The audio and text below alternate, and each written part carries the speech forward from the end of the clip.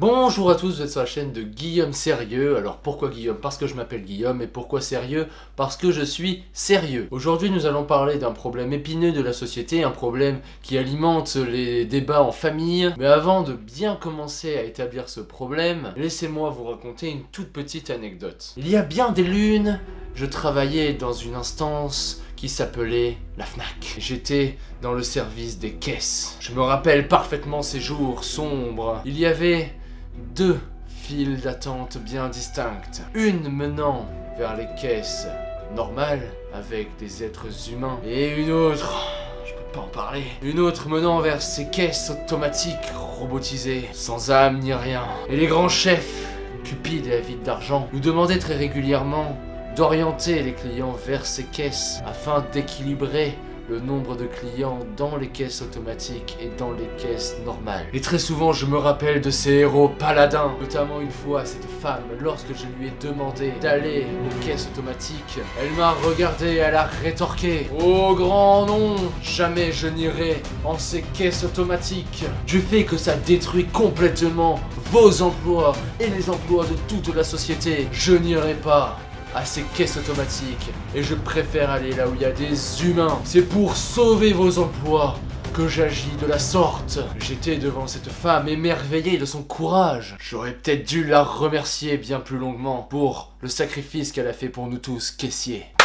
Bon, on arrête les conneries. Alors, cette femme, son argumentation est très nulle et je vais vous le prouver, mais elle soulève une réelle question qu'on verra un peu plus tard. Commençons d'abord par sa formulation et son argument. Il procède comme suit: une machine X fournit un service Y, ce service Y peut être réalisé par un humain, du coup, la machine détruit un emploi. Ah non, me le rappelez pas. Oui, mais la femme là, elle a pas tort en fait. Enfin, je vois pas où est le mal. Alors je vais te prouver que ce n'est pas une fine analyste. Remplaçons ces variables X et Y que j'ai citées tout à l'heure dans cette définition que je vous ai donnée, et remplaçons-le par d'autres objets. Lorsque je me rends à Carrefour, il y a une porte qui s'ouvre toute seule.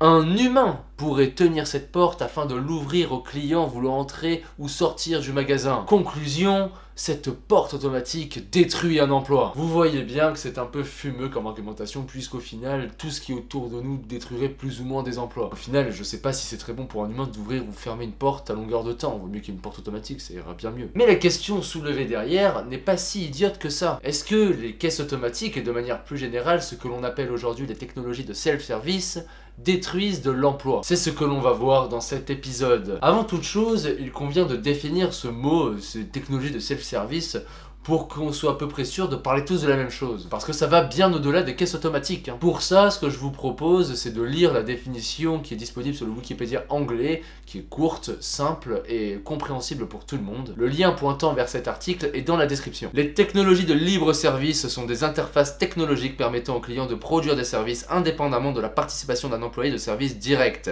Les technologies self-service remplacent de nombreuses interactions de services en face à face avec l'intention de rendre les transactions de services plus précises, plus pratiques et plus rapides. Donc on peut voir qu'il y a plein d'exemples différents, ce n'est pas que les caisses automatiques. Pour en lister quelques-uns, je pourrais vous lister les distributeurs automatiques de billets ou alors même les banques en ligne, les applications bancaires vous permettant de faire des virements, tout ce qui est station essence en libre service où tu n'as qu'à mettre ta carte, mettre ton carburant et c'est tout. Il n'y a pas d'employé, ça tourne 24/24. Les parcs-mètres, les bornes automatiques au parking qui te permettent de payer directement à la sortie, les portiques automatiques que l'on peut trouver dans les gares ou les aéroports qui te permettent de passer juste en scannant ton e-billet. Et même les e-billets d'ailleurs, c'est du self-service. Je te mets en description une étude réalisée en 2010 qui présente énormément de domaines des self-service, comme je viens de le lister là, avec leur application, et les bénéfices qu'on peut en tirer pour les entrepreneurs ou pour la société. Attends, mais moi je m'attendais juste que ce soit des caissiers en fait qui perdent leur emploi, mais là je me rends compte que c'est toute la société qui est impactée. Non mais franchement c'est n'importe quoi, faut arrêter ce délire là. On va juste voir que c'est un peu plus compliqué que ça. Avant d'aller plus loin, on va étudier un petit peu d'histoire, on va étudier le paradoxe que Adam Smith met en évidence dans La richesse des nations. Si tu ne connais pas Adam Smith, c'est quelqu'un de très influent dans la sphère économique, puisque c'est lui, grosso modo, le premier économiste, même s'il y en a avant. Mais Adam Smith, il est quand même plutôt balèze. L'histoire que je souhaite vous raconter, c'est l'histoire de la veste de laine. Et je vais pas vous la raconter moi-même, je vais vous passer un extrait d'une vidéo d'une personne qui s'appelle Monsieur Phi, qui l'explique très bien. Et d'ailleurs, toute sa chaîne est excellente, tous les liens sont en description. Observez dans un pays civilisé et florissant ce qu'est le mobilier d'un simple journalier ou du dernier des manœuvres. Et vous verrez que le nombre de gens dont l'industrie a concouru pour une part quelconque à lui fournir ce mobilier est au-delà de tout calcul possible. La veste de laine, par exemple, qui couvre ce journalier, toute grossière qu'elle paraît, est le produit du travail réuni d'une innombrable multitude d'ouvriers.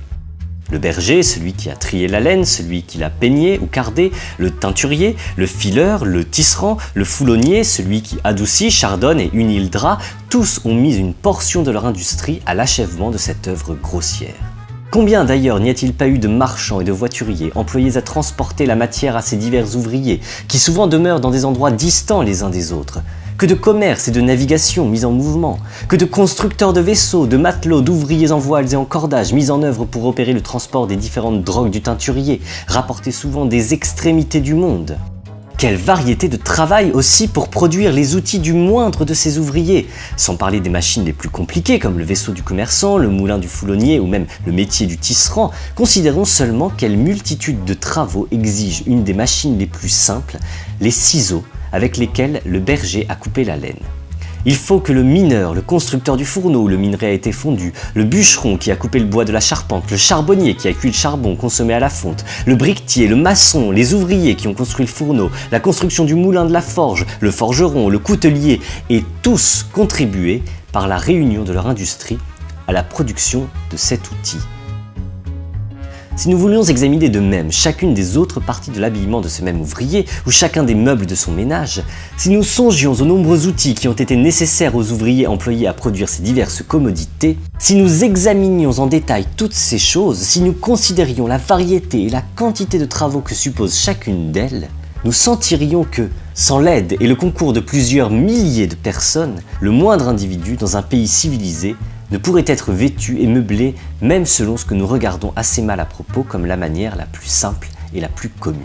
Hey, alors vous avez bien aimé la vidéo? Le raisonnement appliqué à ce manteau de laine pourrait être appliqué aux caisses automatiques, dans le sens où il y a eu beaucoup de composants avec beaucoup d'entreprises qui y ont participé, ce qui a créé peut-être énormément d'emplois et que c'est très dur à quantifier puisque c'est vraiment au-delà de tout calcul. Mais du fait que c'est très indirect et c'est un petit peu flou, on va pas s'arrêter là, on va faire du plus concret. Ouais, parce que là j'ai cru que t'allais conclure là-dessus et que c'était ça ta preuve, franchement. Mais non, pas du tout. Donc là, je vais te demander ta pleine attention, puisque tu vas être fortement sollicité dans cette vidéo, tu vas commenter des graphiques. Puisqu'on va parler de cas historiques, de cas qui se sont déjà produits, dont on a déjà les réponses. Regarde-moi ce graphique, il représente l'évolution du nombre d'agriculteurs aux États-Unis entre 1910 et 1950.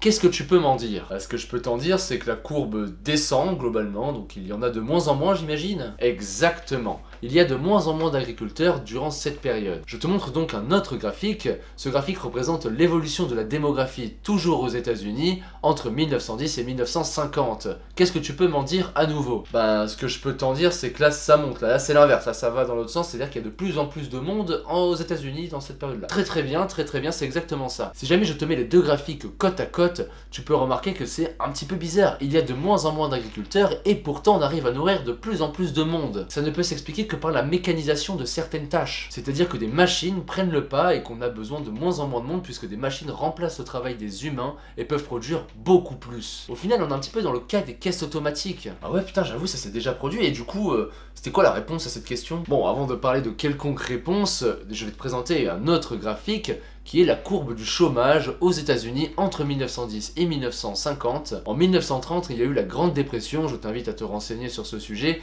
qui explique en fait ce gros chômage en plein milieu. Mais ce qu'on peut voir dans cette courbe, en réalité, c'est que ce n'est absolument pas corrélé au nombre d'agriculteurs qui baisse de jour en jour. Et si on regarde les chiffres de 1960 à aujourd'hui, ben c'est pareil. Le nombre d'agriculteurs descend toujours autant, la démographie en Amérique augmente toujours autant, et la courbe de chômage fait un peu sa vie en fait. On voit bien qu'elle n'est absolument pas corrélée au nombre d'agriculteurs. C'est fou ça. Mais du coup ils vont où les emplois? Excellente question, on pourrait se questionner, où vont tous ces emplois? Dans ces problèmes-là de 1910 à 1960, nous avons la réponse. Regarde ce graphique, ça montre l'évolution des emplois manufacturiers entre 1910 et 1950 aux États-Unis. Et tu peux observer qu'elle augmente. Et j'ai pas présenté les courbes des emplois du commerce, mais c'est la même chose, elles augmentent. Ce phénomène-là de transformation, de produire toujours plus avec moins de personnes, et de cycle de l'économie, c'est connu. Un des plus pertinents que j'en ai entendu parler ces derniers temps, c'est une étude de 2012 menée par un certain Zeleny qui explique ce phénomène qu'on appelle corso and ricorso. Alors, je le prononce très mal parce que normalement il faudrait le prononcer en italien, mais comme je ne suis absolument pas italien, je le prononce à la française, et qui explique justement ces phases cycliques en économie d'un secteur où les emplois augmentent, stagnent, puis se détruisent au fur et à mesure. L'étude est en description, je te laisse la lire, c'est bien plus intéressant que ça et bien plus compliqué que ça, bien entendu. Et cette transformation, ce corso and ricorso,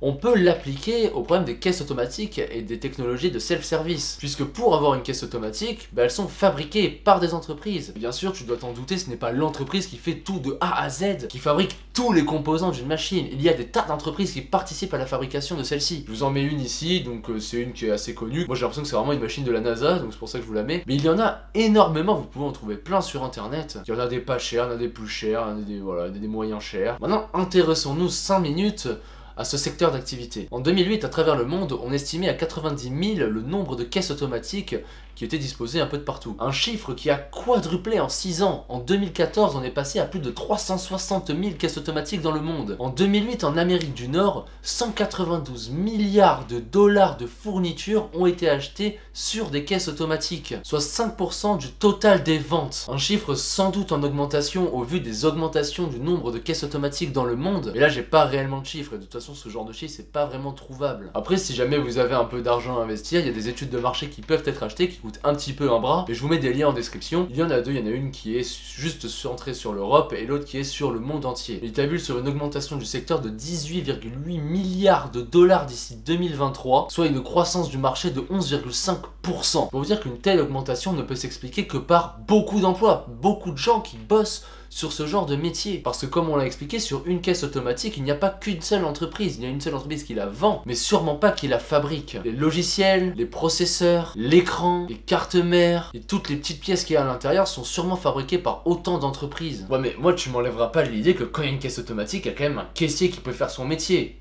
Du coup, forcément, théoriquement, ça fait quand même perdre un truc là. Tout ce qu'on peut dire, c'est que ça fait perdre un métier et non un emploi, parce qu'un emploi c'est global. Et même, allons-y. Partons du postulat qu'il n'y a aucun caissier, que toutes les machines que l'on a créées sont tellement fortes qu'elles peuvent remplacer tous les caissiers. Maintenant, je vais m'attirer peut-être les foudres de certains, mais caissier, est-ce que c'est un métier? Parlons 5 minutes de ce que c'est que caissier. Ça ne demande aucune formation, c'est payé au minimum. Et je peux même m'avancer en disant que si jamais il n'y avait pas de minimum, c'est-à-dire que si jamais il n'y avait pas de SMIC, et que le salaire serait un libre marché de la rencontre de l'offre et la demande, ce serait beaucoup plus bas que le SMIC. C'est un travail qui n'a aucune réelle valeur sociale. Dans la société, tout le monde peut faire ce boulot, ça ne forme à rien, ça ne mène à rien. C'est un travail redondant où on multiplie des tâches nazes toute la journée.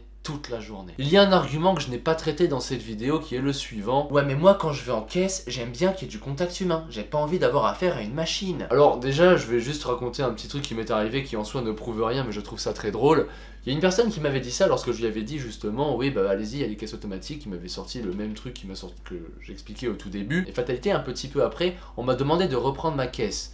Et le destin a voulu que je serve cette personne. Alors, il m'avait expliqué qu'il voulait un contact humain. Voici son contact humain. Bonjour monsieur. Bonjour. Je prends ses articles, je les scanne. Monsieur, comment payez-vous? Par carte s'il vous plaît. Ok, au revoir. Merci monsieur, au revoir, passez une bonne journée. Bon, quel contact humain j'ai eu, à part dire que je paye par carte, bonjour, au revoir. Il n'y a absolument rien eu. Et on a défini juste avant que c'était vraiment un boulot peu enviable, que personne n'a réellement envie de faire. Ça n'offre aucun stimuli intellectuel, rien du tout. Et je suis désolé, c'est pas parce que certaines personnes de cette société souhaitent avoir un contact humain quand ils passent en caisse que l'on doit tolérer qu'on rende prisonnier des personnes à ce genre de poste. Ça ne le justifie pas. Avec un tel argument, je vous le dis, on pourrait justifier quelque chose comme l'esclavage. Mais en fait, tu cherches à démontrer quoi dans cette vidéo? Que les caisses automatiques, que toute automatisation, c'est bien, il faut le faire. Franchement, moi, je cherche à rien démontrer du tout. Ce que j'essaie de vous montrer, c'est que c'est bien plus compliqué que juste dire ah oui, il y a une caisse automatique et on pourrait mettre un caissier, du coup ça fait perdre un emploi. Regardez la réflexion qu'on a dû faire pour déterminer une seule chose, et encore on n'amène pas de réponse précise. Ce que je cherche à faire, c'est juste ça, montrer que c'est bien plus compliqué. C'est quelque chose que j'ai tellement entendu de fois, où j'avais tellement envie de répondre ce genre de choses, mais j'avais pas le temps, que je le fais là en vidéo. Bon, j'espère que vous avez bien aimé cet épisode, que vous l'avez pas trouvé trop chiant.